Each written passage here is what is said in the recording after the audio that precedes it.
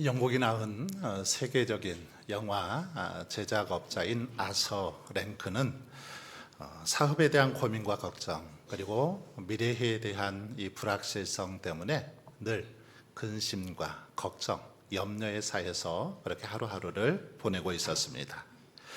그러던 어느 날 그는 한 가지 지혜를 생각했습니다. 매일매일 이렇게 불안하고 염려하며 지내는 것보다는 일주일의 하루를 염려하는 날로 정해서 그날만 염려하고 다른 날은 염려하지 않아야 되겠다, 이런 생각을 했습니다.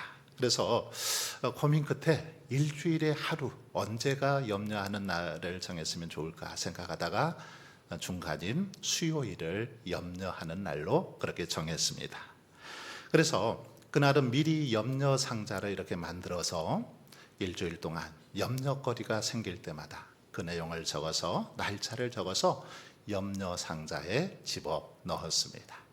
그리고 이제 일주일이 지나서 수요일이 되면 그날 그 내용을 꺼내서 읽어보면서 염려하면 되겠지 하고 그렇게 했습니다.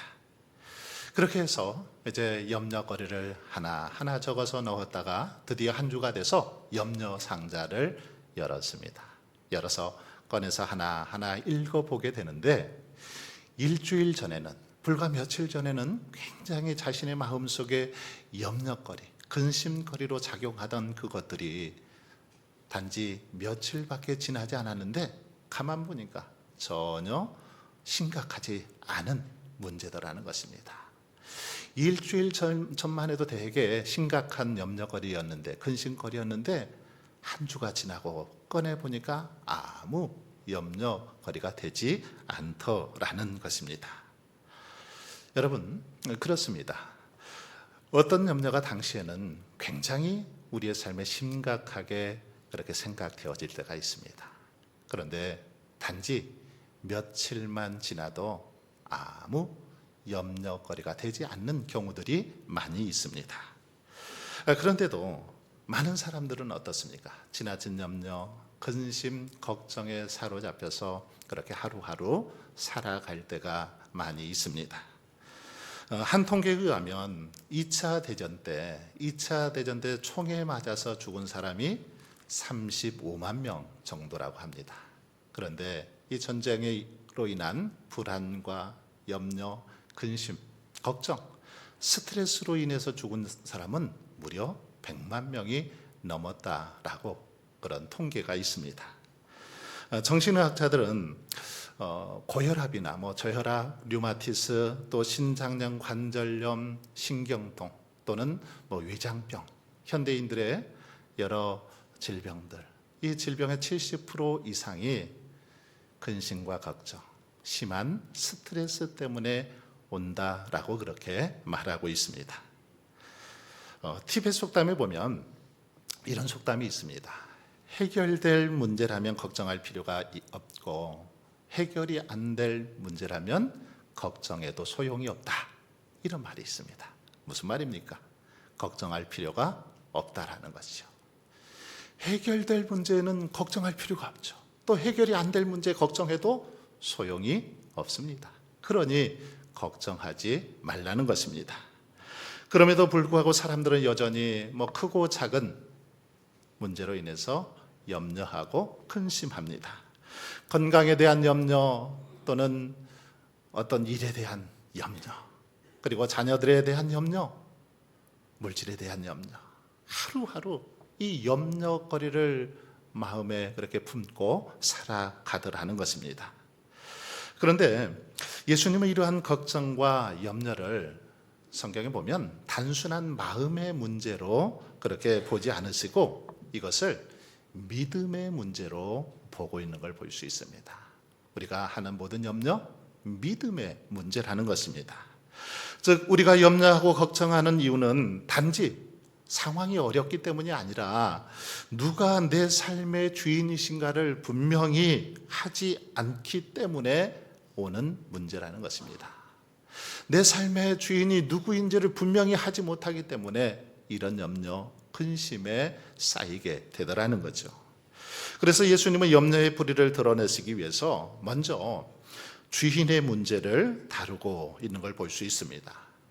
오늘 본문 24절을 한번 보십시오. 한 사람이 두 주인을 섬기지 못할 것이니 혹 이를 미워하고 저를 사랑하거나 혹 이를 중히 여기고 저를 경히 여깁니다. 너희가 하나님과 재물을 겸하여 섬기지 못하느니라. 그리고 이어지는 25절을 보시면 그러므로라는 접속사로 이렇게 시작을 하고 있는데 무슨 말입니까? 이것은 하나님과 재물을 동시에 섬길 수 없으니 둘 중 하나만 주인으로 택하라 라는 그런 말씀이죠. 하나님과 재물 동시에 섬길 수 없으니까 이 둘 중에 하나만 택하라는 것입니다. 만약 우리가 하나님을 주인으로 섬긴다면 주인이신 하나님이 우리의 목숨과 삶을 돌보실 것이니 더 이상 염려하지 말라는 것입니다. 그러나 여러분, 돈을 사랑하는 사람은 염려가 멈추지 않죠. 왜 그렇습니까? 돈만 신뢰하기 때문입니다. 이 염려라는 이 원어를 보면 헬라어 원어는 그런 의미를 가지고 있습니다. 분열하다, 나뉘다 라는 그런 뜻을 가지고 있습니다. 이 분열되다, 나뉘다 라는 뜻을 가지고 있는데 즉 마음 한쪽에는 하나님이 있고 또 다른 한쪽에는 물질이 있습니다. 이것이 바로 염려라는 거죠. 한쪽에는 하나님이 있고 또 다른 쪽에는 물질이 있는 상태, 이것이 염려라는 것입니다. 하나님이 태초에 인간을 창조하실 때 인간의 마음은 하나님만을 사랑하고 신뢰하며 섬기도록 그렇게 지음받았지요. 그때 인간의 마음 속에는 염려가 없었습니다. 하나님만 섬기며 살아갈 때는 아무 근심 걱정 없었습니다. 그런데 이 염려가 언제 우리 안에 들어왔을까요? 바로 범죄했을 때죠. 죄를 지었을 때 이 염려가 우리의 삶에 들어오게 됩니다. 선악을 알게 하는 나무의 열매를 보면서 먹고 싶은 탐욕스러운 마음을 가졌을 때 그때부터 이제 염려가 생겨났습니다. 탐심이 생겨났죠. 바로 그 탐심이 하나님을 주인으로 섬기던 마음으로 파고들었고 결국 그렇게 탐심으로 인해서 죄를 범하게 되었습니다. 그리고 바로 그 죄의 결과가 염려로 나타나게 되었던 것이죠.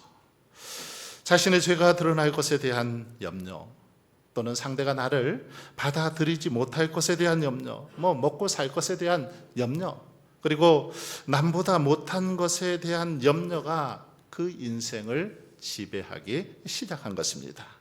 그래서 하나님이 의도하신 마음 상태와는 다른 상태가 된 것입니다. 즉 이 마음이 이 분열되어서 탐심이, 하나님과 탐심이 동시에 그 마음속에 들어온 순간 그 삶에 염려가 생기게 되었다라는 것입니다.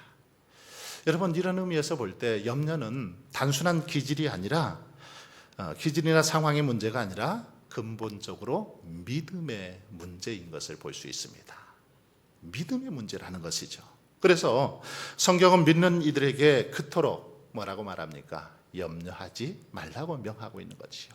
믿음의 문제이기 때문에 염려하지 말라 강조하고 있습니다. 우리가 잘 아는 것처럼 빌립보서 4장 6절에 보면 사도 바울은 그렇게 권면하고 있습니다.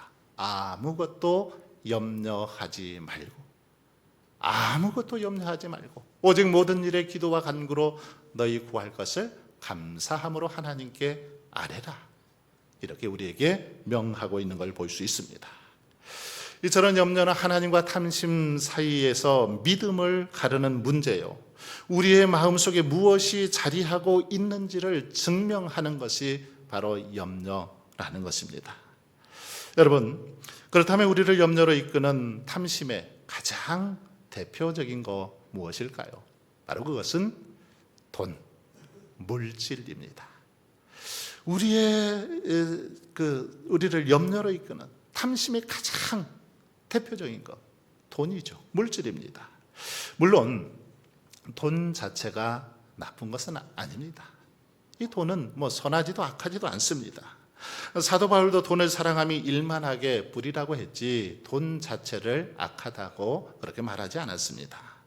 다만 돈은 우리가 이렇게 잘 관리하고 사용해야 할 대상이지 사랑해야 할 대상은 아니라는 것입니다. 하지만 많은 사람들이 돈이 전부인 줄 알고 돈을 위해서는 물불을 가리지 않습니다. 돈을 위해서는 신의도 던져버리고 부모 관계도 혈육 관계도 끊어버립니다. 돈을 위해서 온갖 폭력이 난무하죠. 돈 때문에 불화가 생기고 살인이 발생하는 것을 볼 수 있습니다. 이처럼 돈이 우리의 인생의 주인이 되는 순간 우리의 삶에는 수많은 문제들이 발생하게 되더라는 것입니다. 여러분, 돈이 우리 인생의 주인이 되는 순간, 그 순간 가장 문제가 되는 건 뭘까요? 그것은 돈에 우리 인생이 노예가 되더라는 것입니다. 즉 사탄의 노예가 되더라는 것입니다. 돈을 주인으로 삼는 그 순간 우리는 돈의 노예, 사탄의 노예가 되어서 그것에 질질 끌려다닐 수밖에 없습니다. 어느 날 사탄이 이 병 10개를 이렇게 가지고 한 청년을 찾아왔습니다. 그리고는 하는 말이 9개의 병에는 꿀물이 들어있고 그리고 병 하나에는 독약이 들어있다. 그런데 이 병 중에서 꿀물을 골라 마시면 내가 너에게 많은 돈을 주겠다 라고 그렇게 제안을 하는 겁니다. 이때 이 청년은 처음에는 아무리 돈이 좋아도 혹시라도 독약을 골라 먹으면 죽게 되니까 하지 않겠다라고 처음에는 완강히 거부했습니다.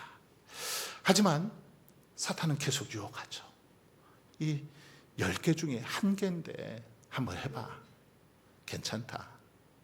그러면서 계속 유혹하니까 그래 10병 중에 1병이니까 딱 한 번만 해보자 하고 병 하나를 골라서 꿀꺽 마셨습니다. 다행히 꿀물이었습니다. 그래서 사탄으로부터 많은 돈을 받게 되죠. 그리고는 이제 다시는 절대 찾아오지 말라. 이번 한 번으로 족하다 라고 그렇게 얘기했습니다. 그런데요, 얼마 지난 후에 다시 사탄이 찾아옵니다. 사탄이 찾아와서 이번에도 얘기합니다. 이번에도 꿀물을 고르면 이전보다 2배의 돈을 주겠다. 그러니 해보라는 것이죠. 안 하겠다. 거절했지만 계속해서 유혹하니까 그래 9개 중에 하나이니까 한 번 더 해보자 해서 다시 골랐더니 다행히 꿀물을 선택했습니다. 그래서 이제 또 많은 돈을 받게 되죠. 흥청만청 이제 돈을 받으니까 쓰고 나서 돈이 떨어질 때쯤 되자 이번에는 그 청년이 이제 먼저 사탄을 부릅니다. 사탄을 향해서 가져와 봐라. 그래서 고르기 시작하는데 다행히 그때마다 꿀물을 골랐습니다. 그러다가 이제 두려움도 다 잊어버린 채 딱 2병만 남게 되었습니다. 이제는 꿀물이냐 독약이냐 선택의 기로에 서 있었죠. 인생의 마지막 승부를 지어야만 하는 그런 지경에 이르렀습니다. 노년이 된 그는 이제 식은땀을 흘리면서 마지막 병을 하나 딱 택해서 마셨습니다. 그런데 다행히 꿀물이었습니다. 그 순간 내가 이겼다. 나는 끝까지 살아남았어. 어서 돈 내놔. 그러면서 사탄을 향해서 큰 소리를 치며 기뻐했습니다. 이때 사탄이 그를 향해서 그렇게 말합니다. 마지막 남은 한 병을 사탄이 마시면서 이렇게 말하는 겁니다. 처음부터 독약이 든 병은 없었어. 그러나 너는 이미 돈이라는 독약에 죽어가고 있어. 돈에 얽매여서 청춘을 다 보내고 영원한 것을 잃어버렸지. 이제까지 받은 돈의 대가를 이제 너는 지옥에 가서 고통과 함께 치르게 될 거야 라고 말했다라는 것입니다. 여러분, 그렇습니다. 이 돈을 쫓는 순간, 돈을 주인으로 삼는 순간, 그 사람은 결국 돈의 노예, 사탄의 노예가 될 수밖에 없다라는 사실을 이 이야기는 우리에게 잘 보여주고 있습니다. 여러분, 그런데도 많은 사람들은 왜 그렇게 돈을 그렇게 쫓아 살아갈까요? 왜 그렇게 돈을 벌기 위해서 아등바등할까요? 왜 그렇습니까? 그것은 돈이 있어야만 행복할 수 있다라고 믿기 때문이죠. 돈이 있어야만 떵떵거리고 살 수 있고, 돈이 있어야만 이 땅에서 만사형통한 삶을 살아갈 수 있다라고 생각하기 때문입니다. 하지만 정말 그럴까요? 돈만 있으면 행복하고 돈만 있으면 아무 걱정, 근심 없이 그렇게 살아갈 수 있을까요? 결코 그렇지 않습니다. 성경은 그렇게 말씀하지 않습니다. 오늘 본문 26절에 보십시오. 공중의 새를 보라. 심지도 않고 거두지도 않고 창고에 모아들이지도 아니하되 너희 하늘아버지께서 기르시나니 너희는 이것들보다 귀하지 아니하냐. 28절도 보십시오. 또 너희가 어찌 의복을 위하여 염려하느냐. 들의 백합화가 어떻게 자라는가 생각하여 보라. 수고도 아니하고 길쌈도 아니하느니라. 여러분, 무슨 말입니까? 먹고 사는 문제, 우리를 기르시고 지키시는 모든 것은 바로 하나님의 손에 있다라는 그런 말씀이죠. 하나님의 손에 달려 있다라는 것입니다. 이 모든 문제는 하늘 아버지의 권한이다라는 그런 말씀이죠. 그러니 무엇을 먹을까, 무엇을 마실까, 무엇을 입을까 염려하지 말라는 것입니다. 이런 것들은 하나님을 알지 못하는 이방인들이 구하는 것이지, 하나님의 자녀들, 하나님을 믿는 사람들은 이런 것을 구하지 말고 먼저 그의 나라와 의를 구해야 된다라고 말씀합니다. 그러면 하나님께서 모든 것을 채워 주시겠다라는 그런 약속이죠. 그렇습니다. 하나님은 성도들이 먼저 그의 나라와 그의 의를 구하기만 하면 우리에게 있어야 할 모든 것을 채워 주시는 분이 바로 우리 하나님이십니다. 실제로 솔로몬 왕은 1000번제를 드린 후에 하나님께서 내가 내게 무엇을 줄 거라고 그렇게 물었을 때 솔로몬이 뭐라고 말합니까? 솔로몬은 하나님께 이 백성을 잘 다스릴 수 있는, 이 백성들의 송사를 듣고 분별할 수 있는 지혜를 구했습니다. 먼저 하나님의 나라와 의를 구했다라는 것입니다. 그런데 하나님께서는 솔로몬의 그 소원을 기뻐 여기시고 그에게 전무후무한 그런 지혜를 주시죠. 뿐만 아니라 솔로몬에게 부귀와 영광과 권세도 함께 주셨던 것을 볼 수 있습니다. 먼저 그의 나라와 의를 구했더니 하나님께서는 그에게 있어야 할 모든 것 또한 부어 주셨다라는 거지요. 마더 테레사 수녀는 인도 이 콜카타에서 단 그 3페니, 뭐 우리 돈으로 하면 100원도 안 되는, 1페니가 뭐 한 20원이나 되는 그 정도니까 3페니 100원도 안 됩니다. 이 돈을 가지고 보육원을 지으려고 했습니다. 그 소식을 들은 원장 수녀가 정색하면서 말합니다. 테레사, 3페니로는 보육원을 지을 수 없어. 이것으로는 아무것도 할 수 없어 라고 그렇게 말하지요. 이때 테레사 수녀는 잔잔한 미소를 지으면서 그렇게 대답했습니다. 네, 맞아요. 3페니로는 아무것도 할 수 없어요. 하지만 하나님이 함께 하시면, 하나님이 역사하시면 이 3페니를 가지고도 어떤 것이라도 할 수 있습니다. 여러분, 그렇습니다. 이 테레사 수녀에게 중요한 것은 돈의 액수가 아니라 하나님이 함께 하시느냐였습니다. 그의 삶 속에 하나님이 함께 하시기만 하면 아무것도 없어도 능히 만족하고 즐거워할 수 있다라는 것입니다. 여러분, 돈을 의지하는 사람에게 3펜이 뭐 아무것도 아니죠. 하지만 하나님을 의지하는 사람에게는 이 3펜이조차도 하나님이 역사하실 놀라운 기적의 씨앗이 되는 줄 믿습니다. 그러므로 가장 중요한 것은 우리가 얼마를 가지고 있느냐가 아니라 누구와 함께하고 있느냐입니다. 누구를 신뢰하고 있느냐죠. 돈을 주인 삼고 그것을 쫓다 보면 하나님을 보지 못합니다. 하나님을 신뢰하지 못하게 됩니다.